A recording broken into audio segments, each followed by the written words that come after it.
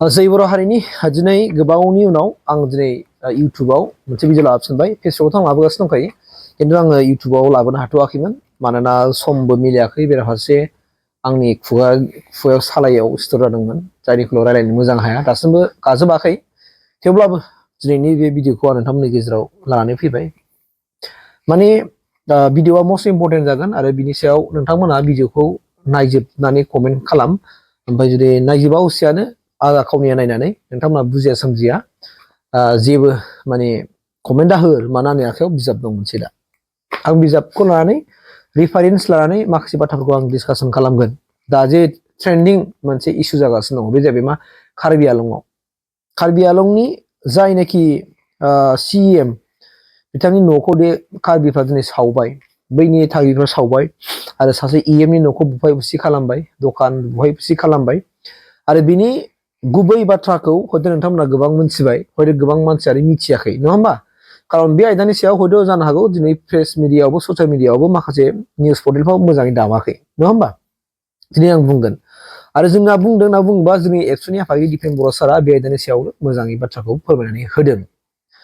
बाथ्राया जाहैबाय मा, कार्बि आलं जिल्लायावहाय जाय PGR BGR बे हायाव जायफोर दिनैसिम इनक्रस खालामनानै दङ, माने हाबनानै दं, इलिगेलि बिथांमोना अकुपाइड खालामनानै दङ, बेखौ एभिकसन खालामनांगौनि खाथिराव एबा होखारनांगौनि खाथिराव बैनि कार्बि आलंनि थागिबि सुबुंफ्रा बिथांमोना सोमावसारदोंमोन आरो बिथांमोना हांगार स्ट्राइक खालामदोंमोन जों मिथिनायाव। आरो बेबायदियैनो बै जे सानखालि बिथांमोना रायलायनो लेंहरदोंमोन, बिनि एडभान्सनो बिथांमोनहा बैनि जायफोरनाखि आन्दलन हांगार स्ट्रिटआव थानाय बिथांमोनखौ पुलिसफोरा लानानै थांदों होननाय जों मिथिनो मोनदों। दा बेखौनो लानानै थागिबिफ्रा खुद्रिसारनानै बे CMनि जे जाथाय जाबोनाय न'खौ माखासे बुफाय बुसि खालामनाय, सावनाय, बे जाथाया जादों होननानै जों दिनै मोनथिनो मोनबाय। दा बाथ्राया जाहैबाय मा, दिनै आरो बेखौ लानानै दिनै कार्बि गो बेक, चाइनिस कार्बि गो बेक होननानै दिनै बे कार्बि आलंआव दिनै स्ल'गान होदों। जाय बिथांमोनखौ माने PGR BGR जाय हायाव दङ, बिथांमोना दिनै बे गो बेक बाथ्राखौ बुंदों आरोखि। दा बेखौ लानानै दिनै अल आसामावनो दिनै मोनसे दुंहाव थासारि। ओरैनो दुंहाव थासारि दाबो जोबखायाखै। जे 6 जनगोष्ठीफोरनो माने ट्राइबेल डिमान्ड खालामनाय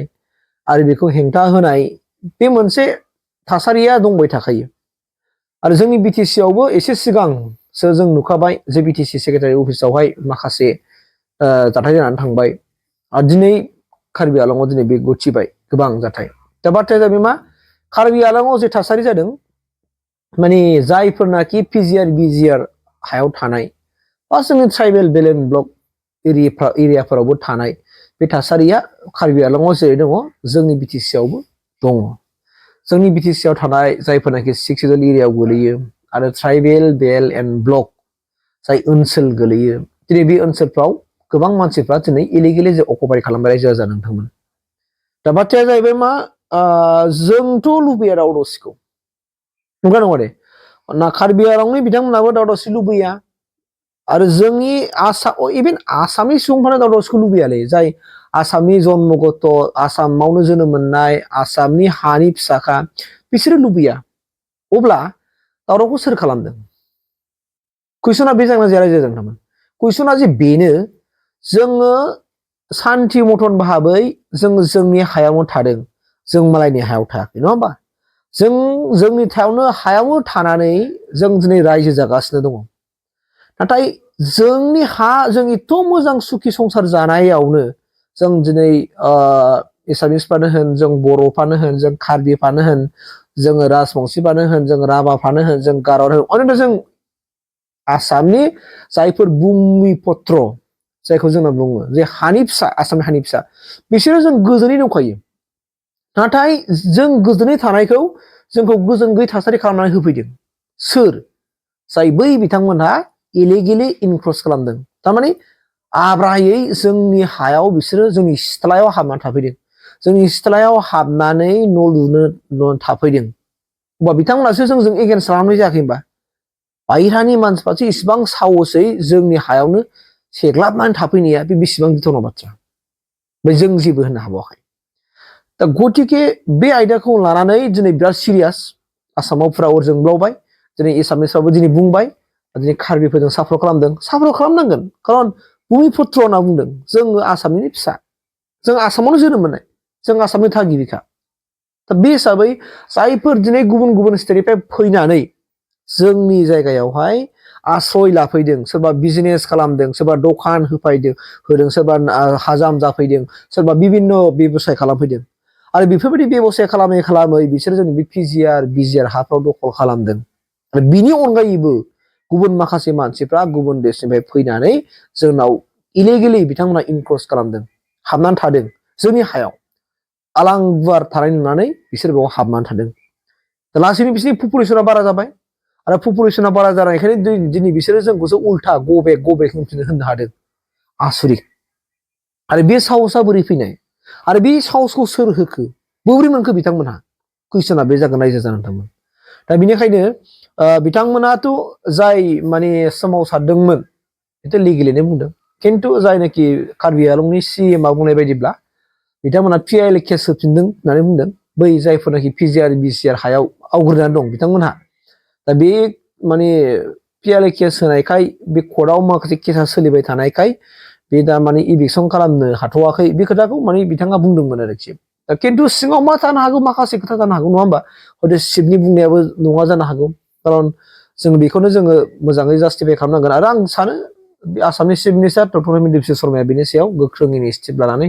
नायबिजिरनानै थागिबि जायफोरनाखि आसामनि थागिबि सुबुंखा बिसोरखौ रैखाथिनि थाखाय सेफटिनि थाखाय खामानिखौ जों मावगोन होननानै आं सानो जेन' बिथाङा राजखान्थिनि खाथाराव खामानिखौ मावा आं बेखौ खावलायगोन आंनि गोसो गोरबोनिफ्राय दा फैदो जोंनि बिटिसिनि बाथ्रा जोंनि बिटिसियाव मालाय बुंगोन नामाखि माखासे दखल खालामनानै थाफैनाय बिथांमोनहा जोंनाव सोङाबालानो बे सोरनि हा होननानै सोङाबालानो बिसोरो डाइरेक्ट हाबनानै थाफैबाय बिसोरनि पपुलेसन दिनै बारा जाबाय आरो पपुलेसना बारा जानानै आरो दिनै बिथांमोननो आरो जोंनि सरकाराबो फिन आरो बिसोरखौ भट होनो हानायनि मोनथाय खालामनानै होबाय थारमाने भट तालिकायाव बिथांमोना आंखौ सोबाय दा बिथांमोना भट होनो मोनबाय दा राजा जाबाय आरो जाय बिथांमोना इलिगेलि जोंनाव थाफैदों जोंनाव हाबनानै दं इलिगेलि बिसोर जोंनि आसामनि थागिबिया नंखाया आरो जोंनि बिटिसिनि थागिबि नङा बिथांमोनाबो दिनै बिटिसियाव थाफैनो मोननानै भट होनो मोननानै बिथांमोना दिनै गासैबो पलिटिकेल हान्जायाव थाजोब्बाय बिथांमोनानो इउपिपिआव दङ बिथांमोनानो बिपिएफआव दङ बिथांमोनानो कंग्रेसआव दङ बिथांमोनानो बिजेपिआव दङ दा बिनि खाथिराव दिनै बिथांमोनखौ जाय इलिगेलि थाफैदोंमोन बिसोरखौ बै समावनो थिनहरफिननांगौमोन नोंसोर थांफिनदो बे नोंसिनि जायगा नङा नोंसिनि जायगायाव थांफिननानै सरकारा आयेननि आवथायाव थानानै खामानिखौ मावनांगौमोन नाथाय मावदिया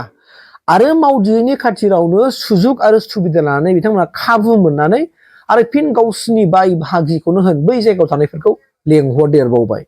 लेंहरदेरनानै थाफैबाय आरो गोबां पपुलेसन बारा जाबाय दा बिथांमोनासो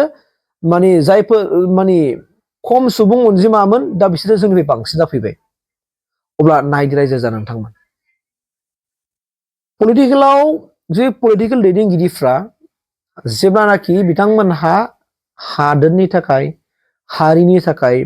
साननानै गावनि सिथ्लाखौ रैखाथि होनो थाखाय बेरा दुमनानै लागोन बे जायगायावहाय माने फिन आरो गुबुना हाबफैगोन बेखौ होखार थिनहरफिननायनि आयेननि आवथायाव जुदि बिसोरखौ थिनहरफिननायनि राहा लायाबा जोंहा आरो रैखाथि गैया आयेननि आवथायाव थानायावबो बिसोरो एमब्रायै जोंनाव हाबसोनानै थाफैबाय होमबा दावरावखौ सोर खालामदों जोंथ' खालामाखै ना बिथांमोना एमब्राय थाफैनाया बिसोर दावराव खालामनाय जायाखै होनबा जोंखौ सोर होखारनो हायो जोंखौ मा खालामनो हायो होननानै बिसोर थाफैनाय जायाखै होनबा बिसोर थाफैनाय जाबाय दा बेनिखायनो जों बिसोरखौ दानो जुदि जोङो होस्रांनायनि इनिसिएटिभ लायाब्ला नोङो पलिटिकेल खालामनानै मा लाब मोननो ना जेखि पार्टियाव थाथों मानो मा मोननो नोंथांमोना नायदो जोङो जोंनि बिटिसिनि सिगां 1993आव बिएसि जाबाय नङा होमबा बिएसि एकर्ड जानानै थांबाय बिनि उनाव बिटिसि जाबाय 2003नि 10 फेब्रुवारियाव बिटिसि जाबाय बिएलटिनि मुभमेन्टनि गेजेरजों आरो 2020आव 27 जानुवारियाव बिटिआर एकर्ड जानानै थांबाय नाथाय आं नुनो थाङाखै आज दिनै 2003निफ्राय लानानै दिनै 2025 जाबाय दिनैसिम खिन्थु आङो खुनु मोनसे इभिकसन खालामना जोंनि बिटिसिआव बेखौ आं नुवाखै नुदों होननानै बुङोबा फरेस्ट माने जायफोर फरेस्ट ओनसोलाव हाबनानै थादों जोंनि मानसि ट्राइबेल मानसिफोर बिसोरखौसो होस्रांनाय खामानिखौ नुदों वेल एन्ड गुड मोजांनि बाथ्रा दे बिथांमोनखौबो होखादों हाराव थानो मोना जोंनो हाराखौ सेफटि खालामनांगौ जोंनो माने नेचारेलि जों नांगौ नङाबा उनाव मिथिंगाया जोबस्राङोबा खहा जानो हागौ मोजांनि बाथ्रा खिन्थु नैबे बिजाबाव लिरनानै थानाय हो जोंनि माखासे जोंहा दे जाय ट्राइबेल संगफ्रा गोबाव समनिफ्राय बिथांमोनहा डिमान्ड दं जायफोर इलिगेलि इनक्रोचार खालामनाय बिथांमोनखौ माने थिनहरफिननांगौ गावसिनि जायगायाव जायखौ जों इभिक्सन खालामनानै थिनहरफिनो दा बेखौ माने बिटिसि सरकाराव दिनै बिपिएफआबो सरकार जानानै थांबाय गोलाव सम आरो गेजेराव इउपिपिएलआ माने सरकार सालायबाय आरो नै दा फिन आरो बिपिएफ सरकार फैफिनबाय नाथाय दिनैसिमबो 2025 समाव 2003निफ्राय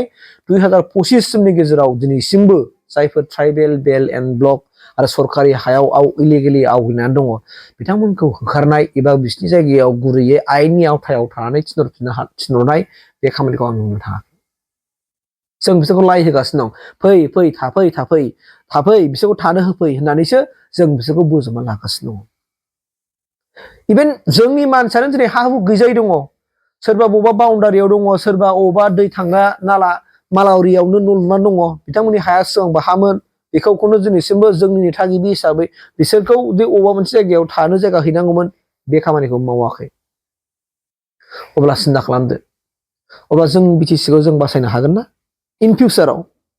जों रैखाथि होनो हागोन ना इन फिउचाराव जोंनि फिसाफ्रा आरो जोंनि फिसाफोरनि फिसा थारमाने जोंनि फिसौफ्रा सेफटि जाहैगोन ना बै समाव दानो आजां गाजां पपुलेसन जाखाबायबा होमबा बै जोंनि फिसाफोरनि आरो फिसौफोरनि समाव बेसेबां पपुलेसन बारायगोन बिसोरो जोङो पलिटिकेलि जोङो राइट्सखौ बै समाव मोनहैगोन ना बिग कुइसन जानाय जानानै थांगोन दा बेनिखायनो जोङो जोंनि हा नों जे जायगायाव न' लुनानै थाबाय बिटिसिआ जों न' नङा होमबा बिटिसिखौ जोंनो होबाय नालाय नोंसोर बेंदो नोंसोर सालायदो होननानै दा बिटिसिआ अलरेडि जोंहा आयेन दंखायो बेफोरखौ लानानै जुदि सेफटिनि थाखाय जों खामानि मावाब्ला बोरै जागोन रायजो जानो थांगोन बे मोनसे गिनाय फैदों आंनि गोसोआव ओंखायनो आं दिनै आं बिदिनो गेजेरजों नोंथांमोननो सिगाङाव बुंबाय आंनि बुंनाया बेसेबां नंगौ नङा नाय खिन्थु जुदि बिसोरखौ जायफोरनाखि ट्राइबेल बेल एन्ड ब्लक आरो सरकारि हायाव जाय बिथांमोनहा थानो मोना गुबुन जायगायाव गावसिनि हा दंखायो खिन्थु पपुलेसननि थाखाय बिसोर खारबोनानै थाफैबाय जोंनि गेजेरावहाय बिसोरखौ जुदि बिथांमोननि जायगायाव थिनहरफिनाबा आयेननि आवथायाव थानानै सरकारा हायो मानो हाया दिनै स्टेट गभर्नमेन्टआ मानो मावदों स्टेट गभर्नमेन्टआ मावगासिनो दं आयेननि आवथायाव लानानै मावगासिनो दं खिन्थु इलिगेलि दा माव